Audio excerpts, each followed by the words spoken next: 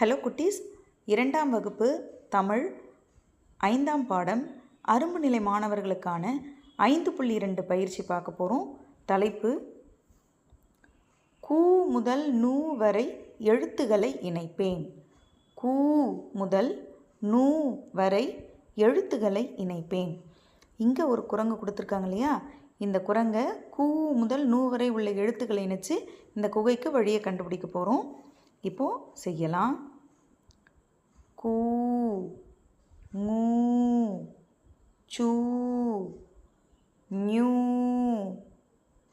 Two, நூ, தூ, நூ, பூ, மூ, யூ, ரூ, லூ, ஊ, ழூ, ளூ, ரூ, நூ.